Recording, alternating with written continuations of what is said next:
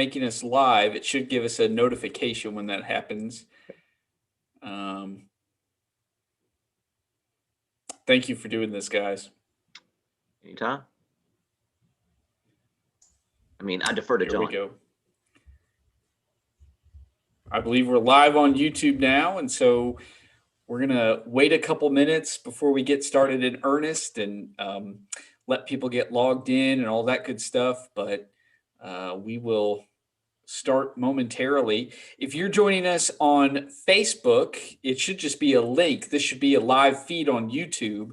And one of our staff members is monitoring questions, and they can text me. If you're watching and you happen to have my number, you can text me any questions that you have. I'm not going to give you my number over a YouTube feed, but if you happen to already have my number, you can text me any questions for Doctors Sanders and Watkins, who we'll get started with our conversation in just a bit.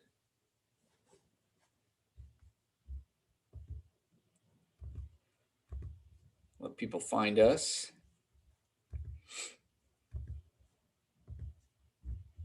But while we're waiting, John, you're a third. John Walton Sanders the third.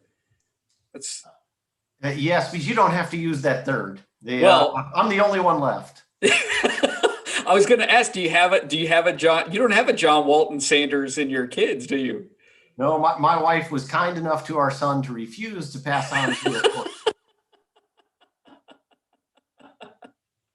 it. Yeah. All right. Let's see, I'm going to verify that this is posted where it's supposed to be posted so we can get started. Somebody bear with me, guys, and folks watching already.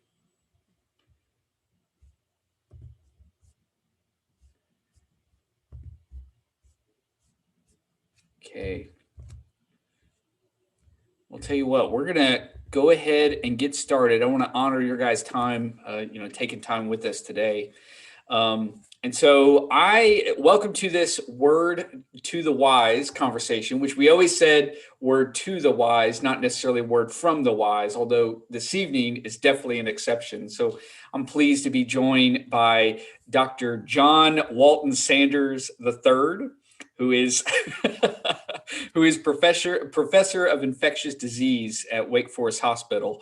And also we are joined by the geriatrician and doctor of gerontology, Franklin Watkins. Both are members of Ardmore Baptist Church. John is a member of the Adult 7 community group, and Franklin is a member of the Adult 4 Bible study community. And so delighted to have you guys, and thank you so much for being here. And while people are getting logged in, I know we have some the topic we're going to talk about tonight is a little bit heavy, so I wanted to first start off with a kind of light question. So, John, and this is a question for both of you, but John, if you go to the movie theater, you remember when you used to actually go to the theater and watch a movie with strangers and that kind of stuff?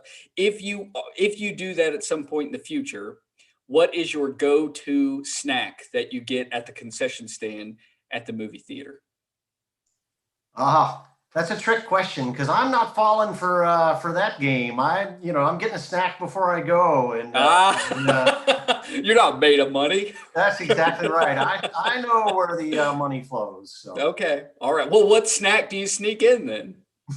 It would be popcorn. It's always popcorn. You would sneak in popcorn to the movie? But if you're going to force me to have a snack, I'm going to have popcorn. Okay, all right. I thought I was imagining you having this big trench coat, and you had a bucket of popcorn that you were somehow getting in the theater, and I was going to be impressed, but no. All right. Well, Franklin, how about you?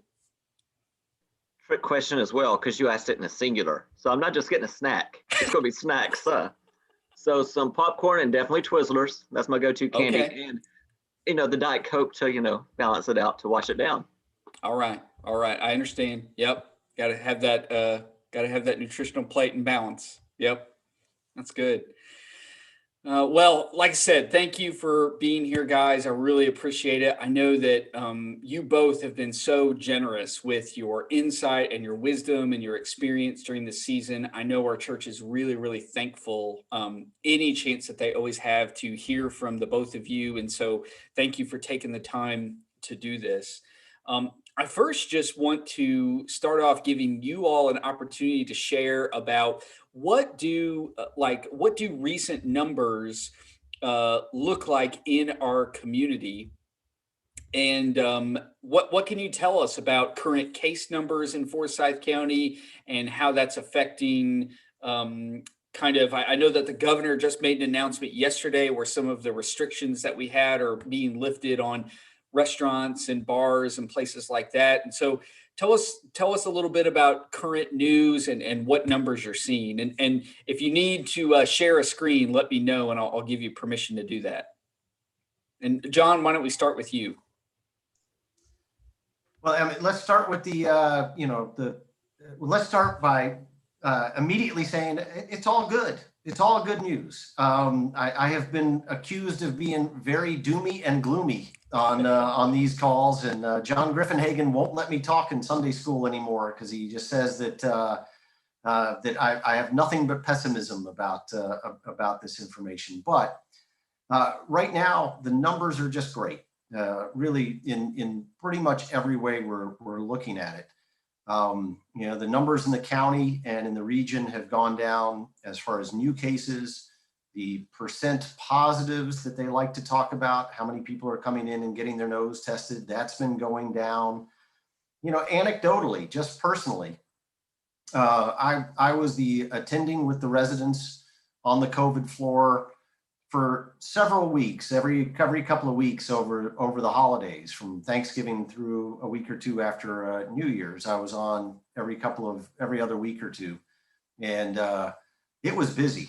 It was a really stressful experience. A lot of sick patients. We were discharging patients faster and on more oxygen than I ever imagined that we would be doing because we needed to get them home so we could make room for even sicker people coming in. And that was quite an ordeal. I was on last week before last, and the numbers dropped every day. So that literally we went from the hospital being full and approaching, capacity where we would have to start taking beds from other areas, both at Wake Forest Baptist and at High Point. And I know they were experiencing similar problems at Novant, at the VA hospital. We had every ICU bed at the VA hospital full of a COVID patient 3 weeks ago. And our numbers have gone down precipitously in the last 2 weeks, so that we don't even have the dedicated COVID team now. We've given back the ICU beds that we had borrowed from other services. The VA hospital only had 3 patients in it yesterday, despite 2 weeks ago having everybody in the hospital with COVID. So we have seen just really dramatic improvements overall. And before I share any other data, I will stop and let Franklin correct anything I may have said wrong. No, I think you're right, John. I think if you look across almost all metrics that we follow, seems to be looking better, whether it be cases, percent positivity, hospitalizations. The world where I live often is geriatrics. I will say our nursing home and assisted livings, there's still, quite a few, if you will look on the state side, that are in outbreak. But thankfully, those outbreaks, while they're still listed because you stay in an outbreak for 28 days until you can prove you're negative, the numbers are still high, but it's some of the amount of active cases that are being brought to attention are certainly better and following the trend of what we're seeing for hospitalizations as well. So. I do want to give a word of caution to my own enthusiasm before we go on, because it feels so much better coming down the hill than it did going up the hill. That we do keep reminding ourselves that the number of patients that we have in the hospital right now, or the number of new cases we're seeing right now, we're looking at it and saying, whew, it is so low, it's going away. But when we were going up the hill, when we were hitting those numbers, we were saying, oh my goodness, this is really, really worrisome. And I say that only to remind myself there are still there are still plenty of infections taking place. There's still plenty of people in the hospital, and there are still tragedies that we hear about, every day. And I don't want to make light of that, as I'm getting very optimistic about the trends. Agreed. Yeah, I shared with our reopening team last week that I'd lost more patients to COVID last month, or within the last 4 weeks, than I had probably the whole rest of the epidemic combined. So, yeah. So I guess tempering the good numbers with the realism that there are still people mourning and hurting. Yeah, absolutely. Every life lost, there's memories and families, and a lot attached to that. So even losing some, as our numbers go down, I mean, prayers are still with those families that are mourning. What the numbers that you all are reporting and that you're seeing, compare those to, I feel like for all of us, as we look over the last 12 months or so, it's literally almost been a year since this really became, it came home for us. Um, but are these numbers similar to what we were seeing back in the fall? Are they better than what we saw in the fall? Yeah, I think that I think that you can say, in terms of hospitalization, we started really going up the hill steeply in early November, and we made that turn, and we're coming down quickly. And in terms of hospitalization numbers, we're at about where we were in early November. But fortunately, we're going down, not up right now. And then, Tyler, when you want, I will try to show you a couple of, I think, very encouraging slides about where I think we're going. Yeah. Let me just say that for anybody who's watching, whether you're watching on YouTube or you've clicked on the link through Facebook and you're watching live, if you have a question for Dr. Sanders or Dr. Watkins, you can make a comment under this YouTube video, or you can text me your questions and I'm happy to ask them. I've got a list of questions that I'll ask them, but just want to make sure that you know that that's available. But yeah, John, let's go ahead and see the graphics that you have. All right, I'm looking for that share screen button. Yeah. Let's see. I think I made you co-host, so it should be on that bottom bar right next to chat. Okay. Yep. All right. So can you see something that that says COVID-19 Community Research Partnership? Yes, we can. Yep. Okay. And I will make that as big as I can here. So this is, as many of you know, Wake Forest and Atrium and a number of other institutions across the state and up and down the Atlantic coast have joined together to try to track the infection with daily symptom monitoring and electronic health record pulls and checking antibodies. So a number of our parishioners at church are volunteers in this, and every month prick their finger and put a drop of blood on a kit and email in the results of their test. And we've got a whole lot of people volunteering in this right now. We got over 50,000 people nationally and more than 5 million person days of data. But we have frustrated ourselves at Wake Forest and a lot of our volunteers by saying, how many of us have had this infection? Where are we? Because, boy, it seems like a whole lot of people get the infection who don't get very sick. You're regularly hearing about people who, everybody in the house had it, and I had it, but all I had was a little cold, or I must have had it, but I didn't really have very much. And of course, part of this study is to try to determine how many people are getting it who really have very few or no symptoms. And it has been frustrating for us over the year that we've been doing that, because we saw the numbers climb. And what I'm showing is in this blue cloud here, that over the course of the spring, when we started counting back in April, this says about 1%, but really it was close to 0%. and that, just not very many of us had any antibodies to this infection. And then we slowly climbed up and kind of took off over the summer a little bit. And then we really leveled out. And if you're looking at it on the website that we put up at Wake Forest, and you're tracking it sort of week by week and following this curve, it kind of goes up and goes down. And it's been very frustrating that these are antibody studies. You would think that it should be just going steadily up, and that we ought to be able to tell each other, this is how many of us have already had this. And as we talk about this mystical idea of herd immunity, population protection, enough of us get infected, enough of us get vaccinated, that we start to protect each other from spreading the infection. People keep asking me, how close are we? And I keep saying, I don't know. I can't make sense of our own data. Well, it turns out that CDC's not been able to make good sense of it. The WHO's not been able to make good sense of it. Everybody is having very similar problems trying to figure out how many of us have actually been infected. Mm-hmm. And we have started to figure out why that is, why we can't make sense of our own data.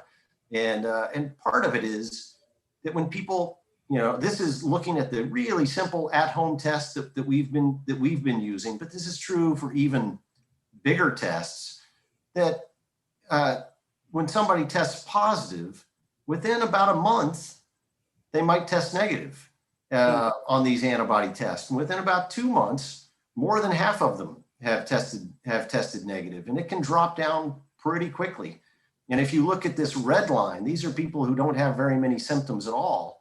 They drop even faster than people who have severe symptoms, which means if you just go out and test everybody in the city today, people who had the infection 6 months ago or even 3 months ago might not test positive on these antibody tests. We might not realize that they had it.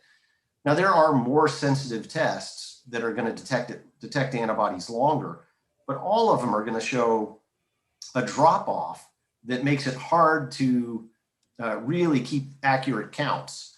And the good news is that we've figured that out finally.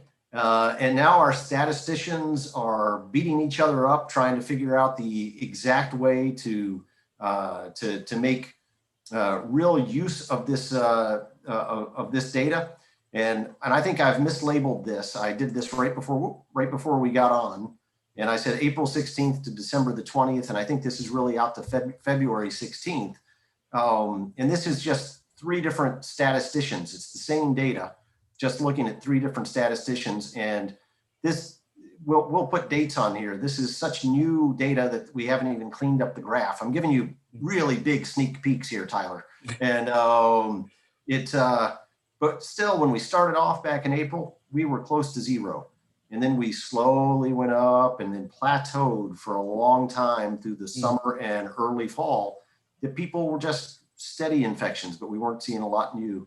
And then around November, we took off, and over the holidays, we really took off. And then after the holidays, with the vaccinations kicking in, we really took off. And I don't want to confuse everybody with all this. I really want to kind of celebrate that if you look over here, again, the same data, but let's just say between the blue line and that orange line is our lower estimate to our upper estimate. That's somewhere between 40 to almost 60% of us already have either been infected or have gotten the vaccination and have demonstrated on this test that we've made antibodies to the vaccine, and probably have some level of protection from either one of those. I'm not meaning to be controversial, because I know I saw on the news tonight, Dr. Fauci waving his finger at me saying, oh no, we're not even going to talk about herd immunity. We don't know. We don't want to get distracted by that. We don't want to, drop our guard. But despite not wanting to be controversial, I'm going to say, no, I think we should be getting pretty optimistic. Yeah. These are really good numbers in terms of our immunity is going up and our hospitalizations are going down. And if we look ahead to getting back together to worship, getting back together in the sanctuary, getting back together to love each other and have community, I don't think we're that far off from that anymore. So I will pause and let Franklin, who is much better at following rules than me, say, no, John, you're not supposed to counter Dr. Fauci. All I gotta say, John's amen and amen. I'll take the optimism, because I remember our first call, we were talking about we may not be back in the sanctuary until the way things looked until 2022. And again, we don't know what the future holds, but I will say the miracle of medicine and vaccines that are made within 7 months, give or take, from start to finish, is something that we should all be appreciative of, as somebody that has already received his as well. Yeah, Franklin, thank you for pointing out how wrong I was about when we would get to that level of immunity. I am the first to confess, I am on record in a number of places, that I had no idea that our vaccines would be so effective and so fast. My congratulations and praise to all the brilliant scientists and wonderful policymakers that drove that through so much faster and so much more effectively, by orders of magnitude faster than I optimistically thought. So I was predicting that we would probably not get to herd immunity until sometime in 2022. I was thinking that we probably weren't going to be able to safely come back together. And when I say safely, I mean in wanting to protect our brothers and sisters who have health problems, wanting to protect our brothers and sisters who are getting older and could have a worse outcome. I had been thinking we'd probably be in 2022 before we could do that safely, because I did not think we would have such good vaccines so early. And that is making all the difference in those curves. And I will say too, for our people listening, the vast majority of the population still has not been vaccinated. So sometimes people hear, even if we get toward herd immunity, does that mean I need to be vaccinated? Oh, yes, you do. Yeah. So.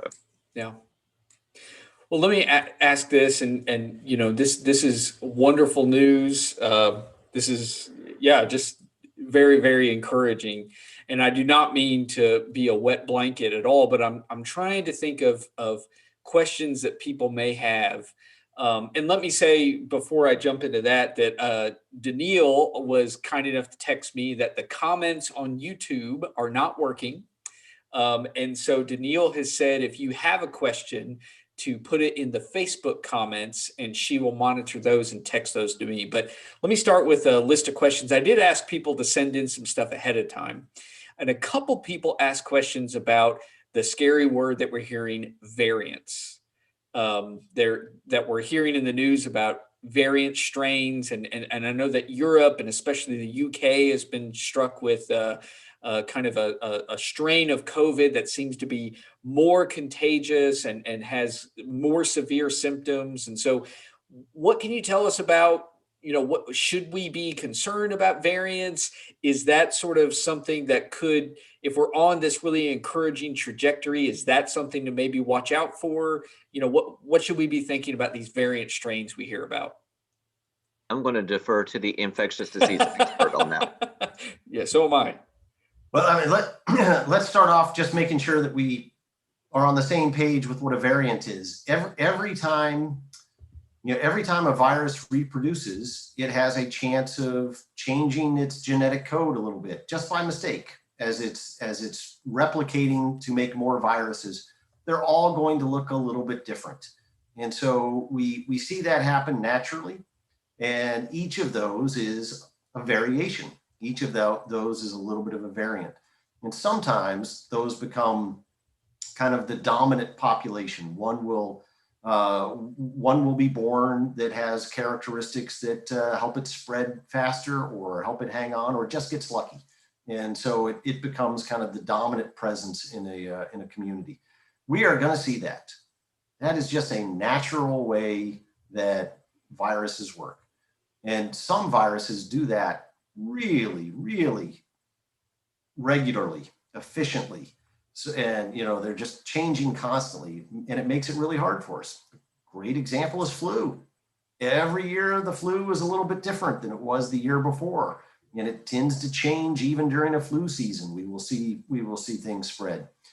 Fortunately, the coronaviruses don't mutate. They don't change as efficiently as some others. as many infections as have been around the world already, if it was an efficient mutator, we'd be having a lot more problems with the variant strains.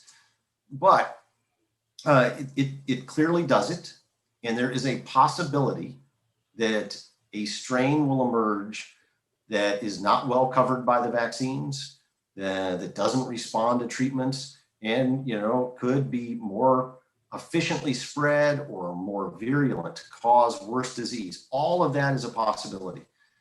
Now, what we are seeing right now is cause for concern, but certainly not for panic. I mean, these variant strains that are popping up need to be monitored, need to be watched. We need to be paying attention to it. The UK strain is almost certainly here.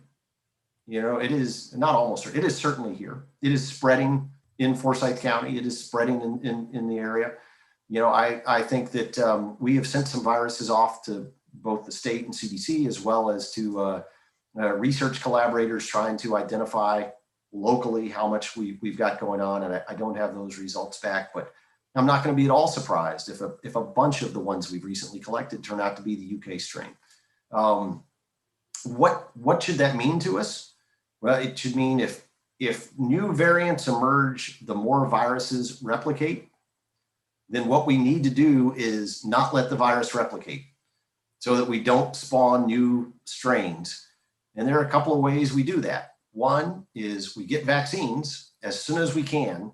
Whoever is able to get a vaccine, as soon as they're eligible for it, they get it so that they protect themselves from getting the infection and from spawning new viruses. We continue with as much social distancing as is appropriate, and mask wearing as is appropriate, hand washing is appropriate, to help decrease that viral transmission so we don't see those new strains emerge. So overall, I hope I've said, these could be a worry, and we do need to be watching them. And thank goodness we have viral surveillance systems built in. It's part of what our government public health system does all the time. So we've been tracking those. Thank goodness we're doing that so we can keep an eye on it. So far, the vaccines look pretty good for covering even the variant strains that have emerged. And really, we should not panic. We should just realize this is all the more reason we've got to do everything we can to get the epidemic under control as quickly as we can. Yeah. Well, Franklin, let me ask you a question about, I know that you've got family in Tennessee. I know that a lot of those listening might have family that they haven't seen in a while. And especially I'm thinking of elderly family members. And this was actually two people asked me the same question, which is, if I have elderly family members who they have received the vaccine, is it safe for me if if I'm feeling healthy and I've got no symptoms and everything, is it safe for me to go visit them? Am I putting them at risk if they have received the vaccine? Yeah. So I'll try to answer as I would with my own family. So I've got an 80-year-old father and a 74-year-old mother. So and they've both actually received their second dose of vaccine. So still not out of the 2-week window after one's already outside that window. Mackenzie's parents are a bit younger, but have received their first dose, and second dose will be in about, I guess, 2 to 3 weeks or so. We're asking the same question in our house: is when do we feel comfortable? I think everybody's got a different tolerance of risk. Most people know I'm fairly conservative when it comes to risk taking and that calculus. We're planning on going and seeing our families again. We've seen them once in person since March of last year. So I think we will be seeing them. I still anticipate, and the good thing is we're going into good weather. The majority of that will be outdoors. When I was there last time, I did not go in my parents' house at all. This time I may go in to grab a drink or something like that. I don't know that, we may still picnic or be outside for the table. I think a lot of it would depend on, one, what the numbers look like. Two, what my risk is. I'm seeing patients in the hospital. So, I may not see that go and have a meal with them, in a few months if I've rounded in the hospital the week before. But if I've had lower risk activities, I think there may be a bit more tolerance. Yeah. So kind of a meandering answer to your question, but again, that's something that we've both talked about around our table, is when do we feel comfortable at least visiting outside more. Yeah. After vaccination, I think we feel we can do it. Yeah, and a few of the questions that I had kind of that stem from that were questions about life after the vaccine. You know, our church, I'm hearing more and more of our church members who have received the second dose of the vaccine, and they are asking questions like, you know, what one person told me that they're struggling with not seeing it as a permission slip. Like, hey, I don't have to wear my mask anymore. I don't have to do this anymore. I've got the vaccine. So can you all just kind of easily explain why, even if you've had the vaccine and even if you're out of that 2-week window, why we still need to practice social distancing and why we still need to wear masks for the time being? Yeah, I'll be happy to take a crack at that. Yeah, and I think it's a super hard question. So let me start up front by saying I think our answer today, if we're trying to be very consistent with CDC guidance and what's coming out of the White House and the COVID action team and that sort of thing, I think our consistent answer today is going to be a different consistent answer with guidance from CDC and other public health officials in a couple of weeks. And I believe that's not, I'm not saying that they've got it wrong right now, saying that more data are being gathered and analyzed. We're learning a lot more about how well the vaccines are working. And we are finding ourselves at different places on the epidemic curve. As that curve keeps going down, it's going to change what the risk assessment is for the whole population, but also in these individual actions. What they are talking about right now is if I get vaccinated, then I have somewhere, depending on which vaccine I got, you know, somewhere between 85 and 95% chance of being protected against a severe infection.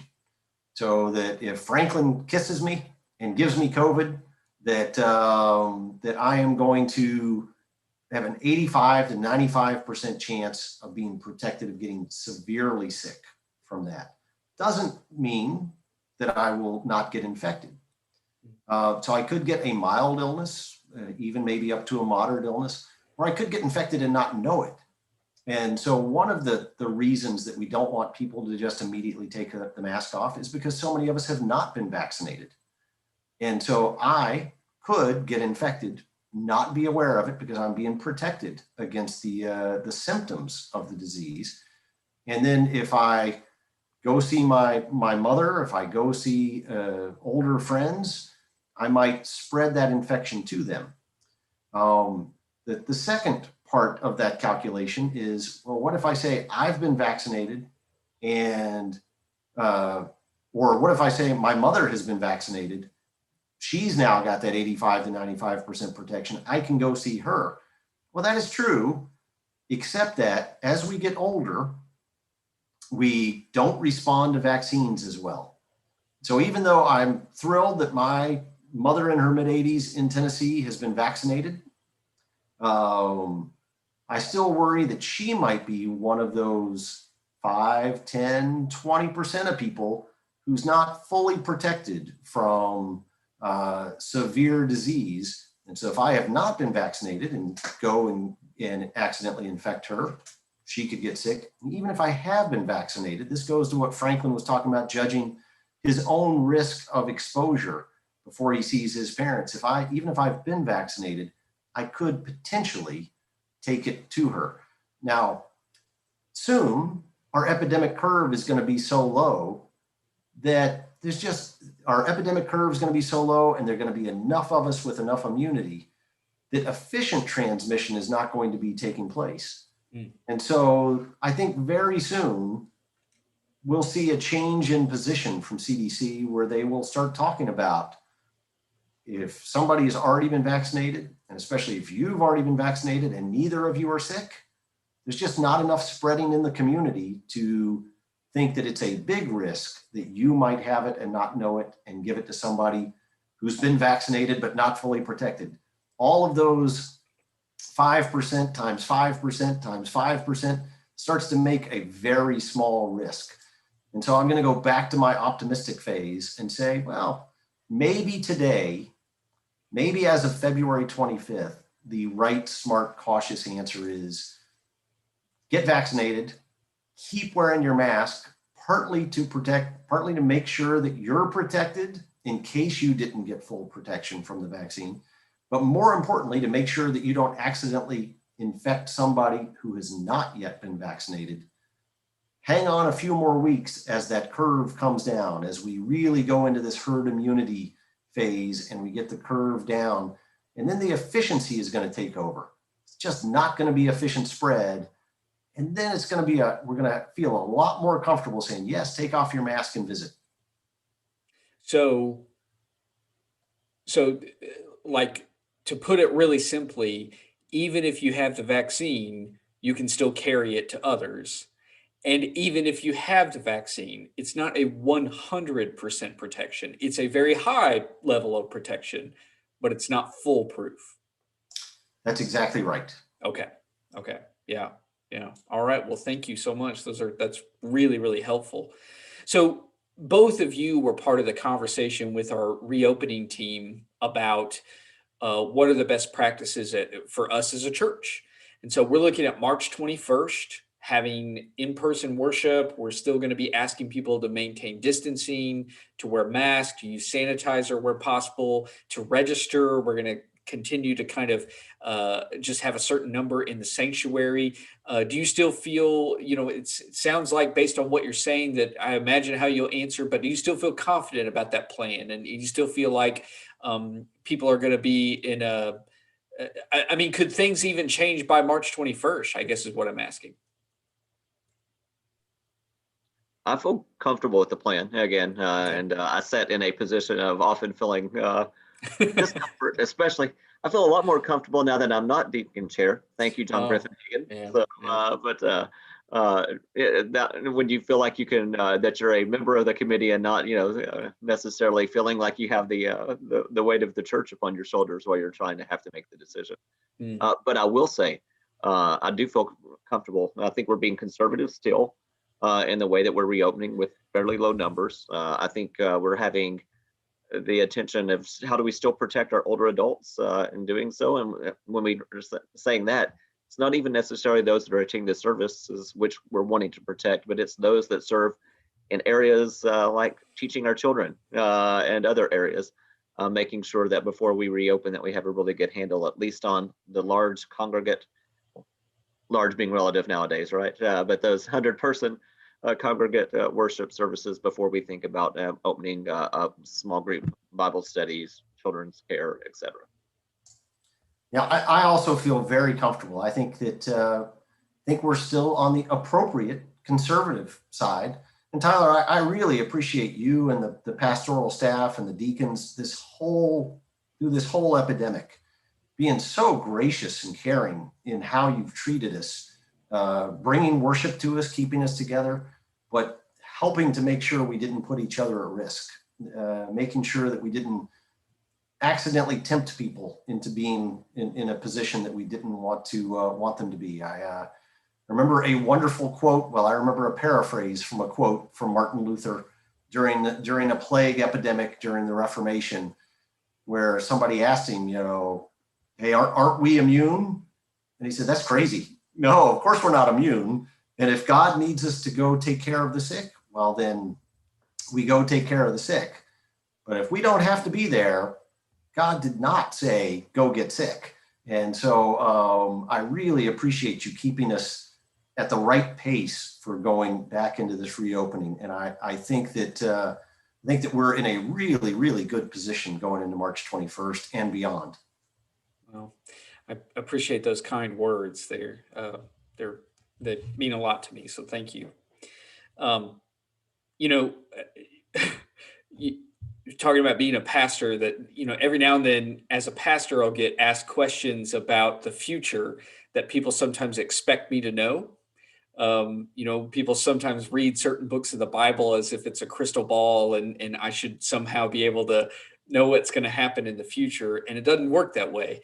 And so I think that you all have been in that position for a while. And so I'm going to impose on you, and I am going to ask a future question, which is based on the numbers that we're looking at, and with the caveat that things could change within a day. Um, do you, is there a day in the future, or maybe I'll even make it easier, is there a season in the future where you can see us returning to some sort of semblance of normal? But related to that, one of the questions that someone sent to me was, how do you think this is going to change us even years from now? So there's a lot there, but go for it. Franklin, you go first. Oh, so yeah, what would the season look like in the future? I think it will change us. I think like anytime you've gone through something like this, you will be changed. Do you allow it to be changed for better? And I think in many ways we will be. Lessons, I think we're all doing the lessons learned right now, not out of the pandemic, but at least being able to exhale a little bit on the downhill part of it. I think the ability to have community from distance is important. I think we've learned that we can do Bible study from the beach when we're on vacation, that I can still connect. I've attended my home church in Tennessee more because I can listen to my preacher there and here. So you're able, it's interesting, in ways we've been distanced, but I've also been more connected than I have to some of the communities of faith than I have been beforehand. I think many of us miss the congregate worship. There is something about being in a sanctuary with others, with I'm the music guy, I'll say, with holy music being surrounded with. I don't think that will ever go away. I can't imagine a church that the future of the church would not have at least a portion of that. But I do think this gives us a chance to continue to have community, even if we're from distance or perhaps move away. I also think it gives us a chance and a challenge to say, how do we leverage the technology and what we've learned right now to go into communities that have been having a hard time having them actually come through the door? They don't really have to come through the door anymore. There's internet, and so how do we leverage the technology to be able to do that and to actually have a message they want to hear? All right, so I'm going to make a risky statement because I've already admitted that I completely blew the prediction on the vaccines, and so I could be completely blowing this as well. But for months I have been saying, I think based on how effective Moderna and Pfizer are, how really good the Johnson & Johnson vaccine is, and their production numbers, I've been saying I really think that by June, by which I mean mid to end of June, pretty much every adult who wants to get the vaccine will have had a chance to get it. And I realize people with more knowledge and insight to these things have been pushing that to the right on me and been saying, oh, it'll be September, it'll be 2022. No, I'm going to stick with my claim that I think that by middle to the end of June, most of us are going to have had the opportunity to be vaccinated. And I hope most of us will have taken that opportunity.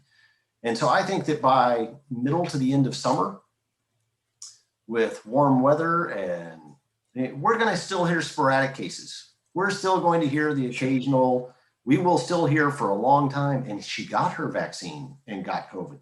Yeah. We are going to hear those things. That's how vaccines and infections work. Right. But I think by the end of the summer, we are going to be feeling a lot more pre-COVID normal from where are we on the epidemic curve?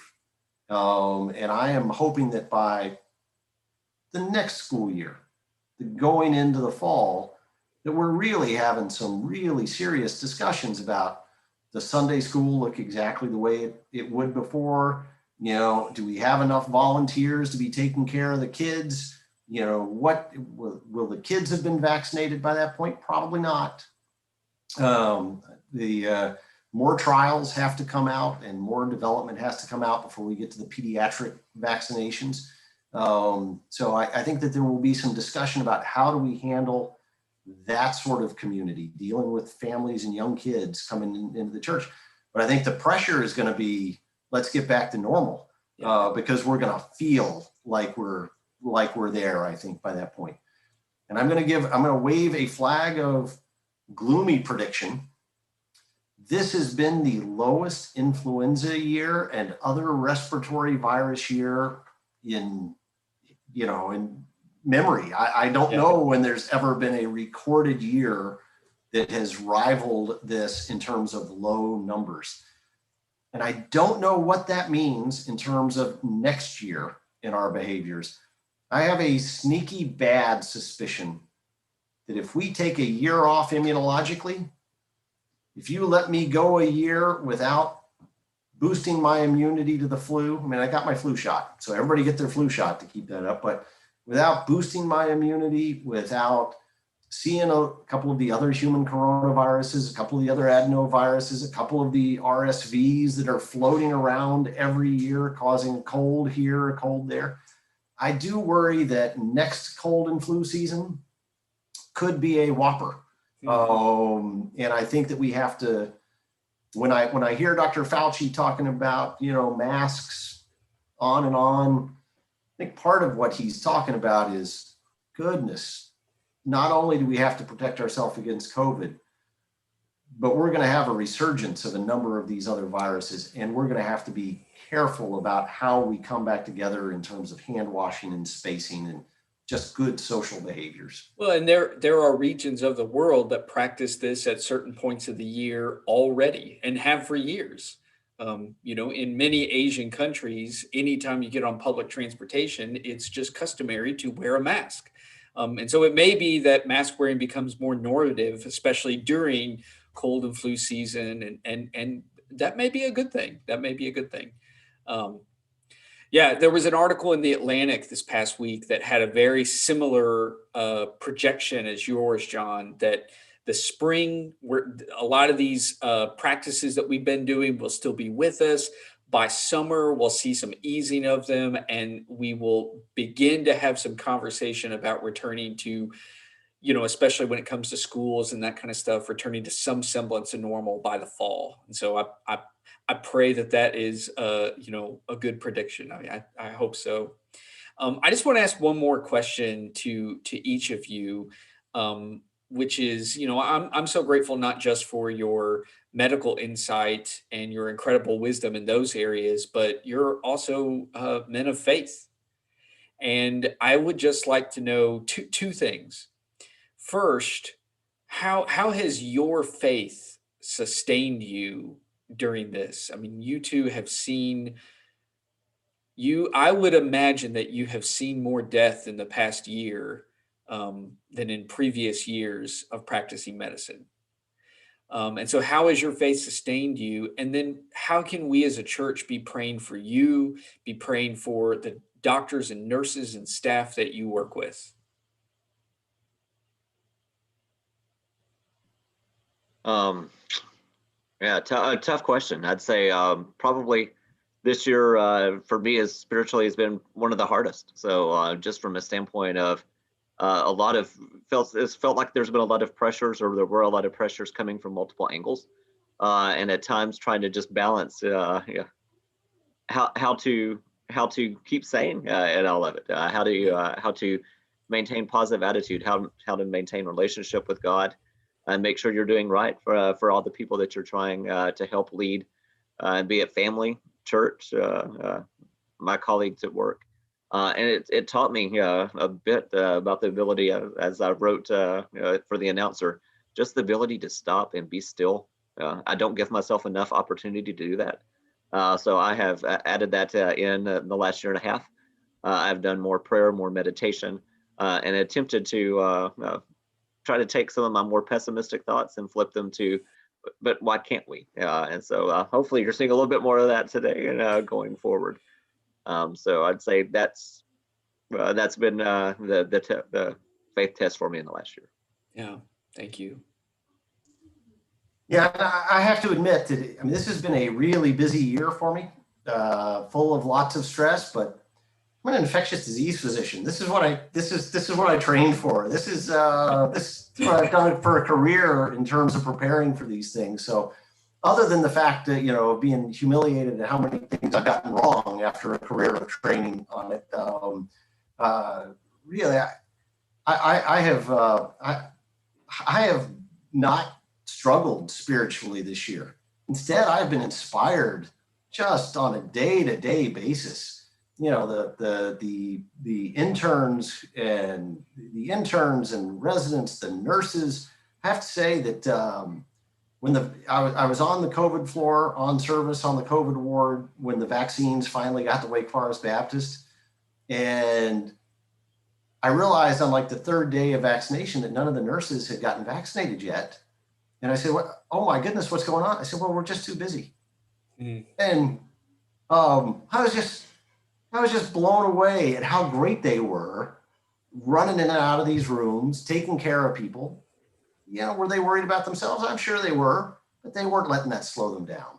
A much higher calling than that. And so I have been, I've actually just been rejuvenated all year long by the great things that I've seen people do, the wonderful contributions. And I am constantly reminded that, in the long course of our creation, this is not our first pandemic.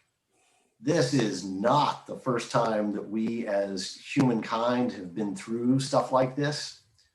This is not the first time Christendom has been through stuff like this. This is the first time I've gotten to sit on the couch watching Netflix during a pandemic. And, Zoom. And Zoom, yes. Yeah. I have just felt tremendously blessed that we have been so well cared for during this time of stress. I don't mean to make light of the tragedies that have happened and the suffering that so many families have gone through. But in terms of us getting through it, boy, we've got a lot of advantages. And God has seen us through many worse things before. He will see us each individually and as a church through this as well. That'll preach. That'll preach. Yeah.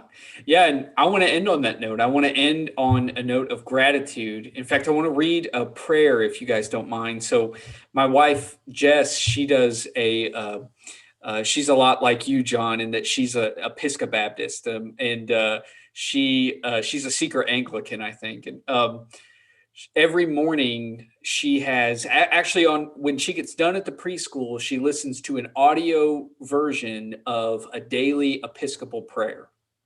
And that's just kind of one of her practices for winding down from caring for kids and kind of entering back into the home, after that day.